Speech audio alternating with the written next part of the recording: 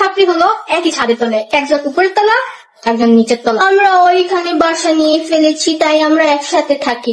তোমাদের দুদিন পরে যখন ব্যাংকের লোক এসে হানা মারবে, তোমাদেরকে চামচামি টাকা দিতে পারবা না, তোমরাও পল্টি মারবা, তারাও পল্টি মারবে। তিশা মামনি, মাগরিবের নামাজ কয় রাকাত? 5 রাকাত, তাই না? আর কি জানি রাজ বাবাজি নামাজ কয় রাকাত? 8 রাকাত না 10 রাকাত? নিজের আর নামাজের ওয়াক্ত জানে না, আবার আকিকে বলো এরকম যে নাইচা ঘুরে বেড়াও, 2 দিন পর কি মরবা না এগুলো কি জবাব দিবা? তোমরা কি জবাব দিও ভাই? সাবিয়া আপু কিন্তু ঠিকই বলেছে, এরা শুধু অন্যের দোষ খুঁজে বেড়ায়, নিজেদের যে কত দোষ তা কিন্তু একবারও তল্লাশি করে দেখে না। সবসময় যেন আখির পিছেই পড়ে থাকে, আখির পিছে পড়তে পড়তে নিজেদের সংসারটাই এখন দেখুন ভেঙে গুড়িয়ে ফেলছে। আর আহাত তিশার কথা কি বলবো, সুখে থাকলে যেমন ভূতে কিলায়, ওদের দুজনকেও মনে হয় তেমনই ভূতে কিলিয়েছিল। এজন্য তো এই জেনে শুনে ছাপড়িগুলোকে নিয়ে সকলকে মিলে ঝিলে এক ফ্ল্যাটে উঠিয়েছে।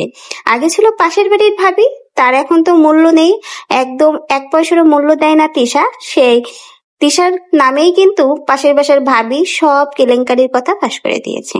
এখন যখন দেখে পাশের বাড়ির ভাবির সাথে খুব ভালো একটা সখ্যতা নেই, তারপরে আর 2 ছাপড়ি নিয়ে আসলো, কে আমাদের ভেবলি মৌসুমী এবং ভদনা রাজা। মানে সব ছাত্রীগুলোই এখন এক ছাদের তলে।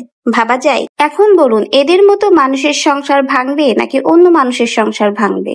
যেখানে একটা সুন্দর দম্পতির ভিতরে তৃতীয় কোনো পার্সন আসলে সেই সংসারটাই ভাঙনের সৃষ্টি হয়। আর এখানে এরা জেনে শুনে কতগুলো ছাপড়ি ভাড়া করে রেখেছে উপর নিচ জুড়ে। তাহলে বুঝুন এদের সংসার তো ভাঙার কথা আরো আগে ছিল, বেশ কিছুদিন টিকে রয়েছে। এই যে নতুন নতুন নাটক করে টিকিয়ে রাখে, এই যে আহাত ভাই দেখুন কত নাটক তামাশা করে এখন সেই শ্বশুর বাড়ি যে হাত পাও ধুলে আবার কি সুন্দর মিলতাল করে দিয়েছে। তো এভাবেই কিন্তু এরা নাটক চালায়। তো সাবিয়া আপু যে কথাগুলো বলেছে ঠিকই বলেছে।